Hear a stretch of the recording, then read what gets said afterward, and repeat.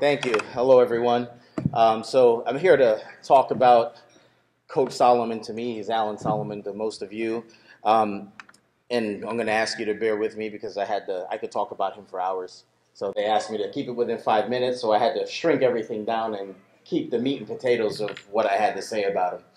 Um, Many of you get to see him as an official. Some of you have competed against him as a coach. Those are what I like to call the iceberg effects, because that's really just the tip of who Alan Soloman is. You get to see him as a profession, through his profession. But beneath the surface is really where you get to see the context of who he is as a man. He's got many different special skills, and I just want to talk about what I saw as his most visible special skill. And that is taking introverted, young, unathletic, pudgy, fat, awkward teenage boys that lack confidence and vision, and taking them and sculpting them and molding them into promising young men. Giving them the skill sets and the foundation that they need that they can carry and ride for a lifetime. I can't tell you how many of these kids that he found walking the hallways in school and brought them into the wrestling room and help them see that if they committed to the sport and showed any type of dedication and focus, that they could accomplish anything that they wanted to. All their goals that they set in their life were attainable. And he'd bring them into the room and he'd show them what I call the light. And the light is being a champion. And he showed us what being a champion actually was. And it was more than titles. It was more than medals. Being a champion was being the best version of you that you could be. Taking your skills and getting the most out of the skill set that you have, and maximizing your abilities. And if you were able to do that, he'd show you and give you that skill set that you could take with you for a lifetime. He'd believe in you and give you confidence, and with just a caring, compassionate hand that when no one else believed in you, he showed you that if you looked inside, that was all that you needed. Now, whether or not we were willing to listen or pay attention, Alan, he showed us every single day what right looked like. Every day. He's a man of values and principles. And the values and principles that he showed me, they still drive me every day. And they're going to drive me for many more years to come. And I want to, again, with the time frame, I just cut them down a few of them, but I want to go over what he really showed me and some of the messages that I even give to my son and my kids. So if you came through Alan's program, you would leave with these skill sets. The biggest one is being optimistic. You would believe that no matter what you were faced with, you were going to win. And no matter what happened, you were going to come out on the other side a better person because of it. Now, he embedded belief in you by believing in you. If you spent 4 years with him, he'd make you believe that you could accomplish anything. The second one is perseverance.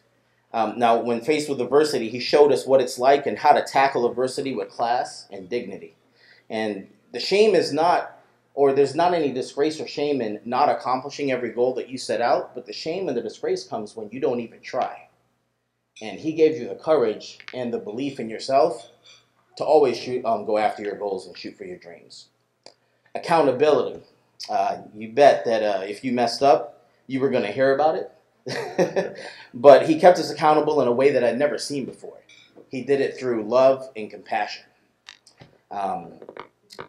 Letting coach down hurt more than any repercussions that you were going to experience from your actions. He's what I like to call, he was transformational leadership before there was transformational leadership. Okay? I want to thank him every day for what he did for me. Sorry. Often I'd show up to practice by myself, and he'd show up there too, and he never turned me away. And I appreciate that from my heart, because, he was a figure in my life that, I just still have so much love for you because of that. Sorry. So I'll just talk freely, forget this speech. All right, here's how it goes. Sorry. You know, Coach Solomon, we lived in Hernando County, Florida, Spring Hill. And when I tell you this, when I was a junior in high school, everyone used to go to practice, everyone used to go to all the tournaments, and Coach would show up and he'd pack us all in the van and he'd drive us wherever we wanted to go. And for whatever reason, everyone stopped going. And there was one kid that would still show up. And, you know, he's got son, wife at home, and he never turned me away. He'd drive me an hour and a half down to Brandon every weekend. I show up to practice, and, you know, we spend 3 hours rolling around. My 5 minutes are up. You know, 3 hours rolling around. And, you know, and those lessons and, you know, and the time that he spent with me are just unforgettable, sorry. And, you know, I can't thank you enough. I'm going to close by saying this. Yeah, I got you. I'm going to close by saying this. I want to say thank you to you from all of your wrestlers that has ever wrestled for you, for the way that you carried yourself, for the class and the dignity and the example that you set every day. And from all of us, we say thank you.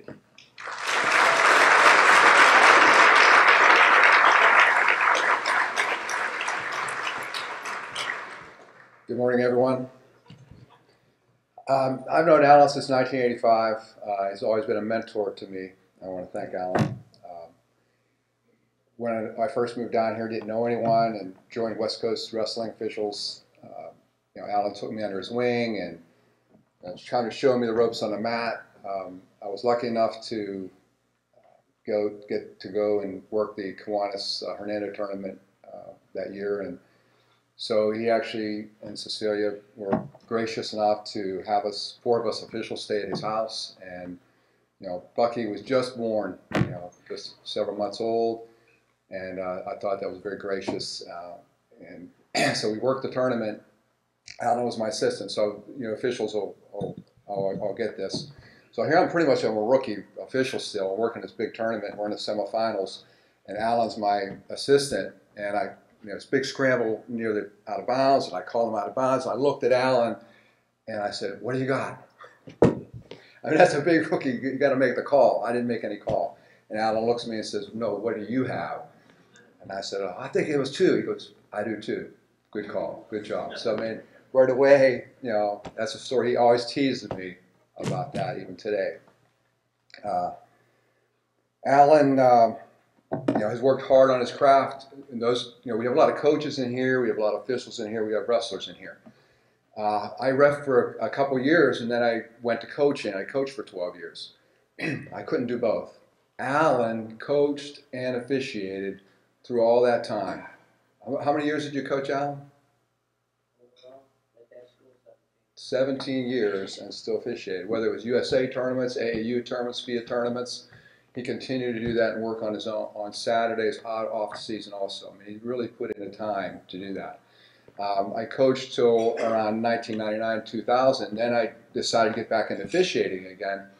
And so Alan had worked a preseason tournament at Wake Forest with the NHSCA.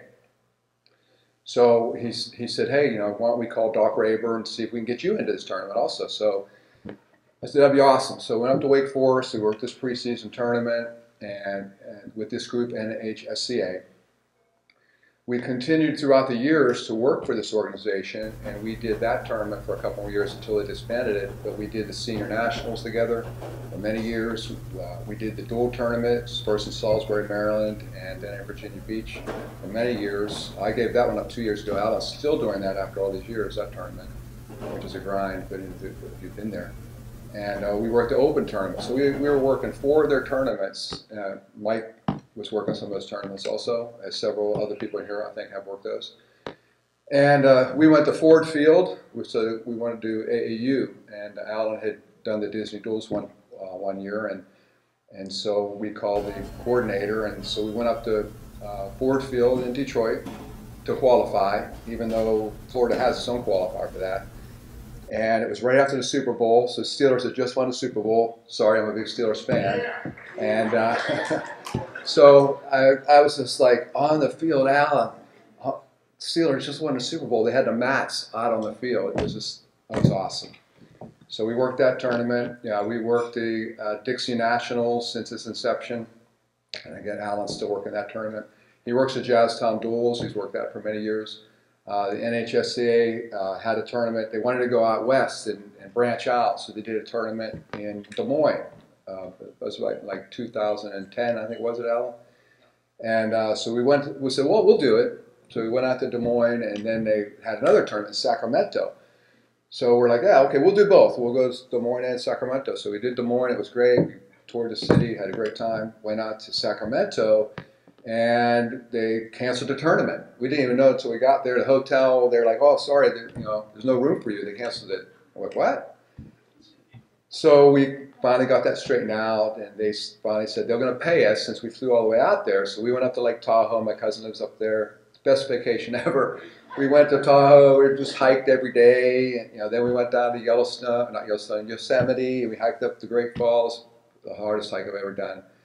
And then we went up to the Redwood Forest. I mean, it was San Francisco, Lombard Street. Oh, it was amazing. Thanks, Alan. That was one of the best vacations I've ever had. So, let me move on here.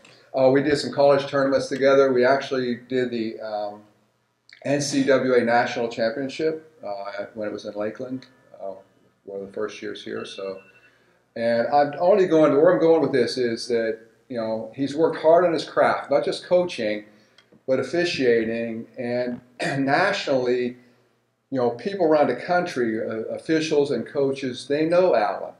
He has represented Florida.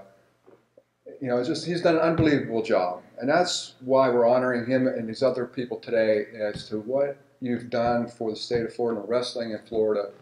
And Alan exemplifies all that, is good and wholesome in America now. I really applaud Alan and you should applaud him also for doing such a great job. Thanks, Alan. I'm done.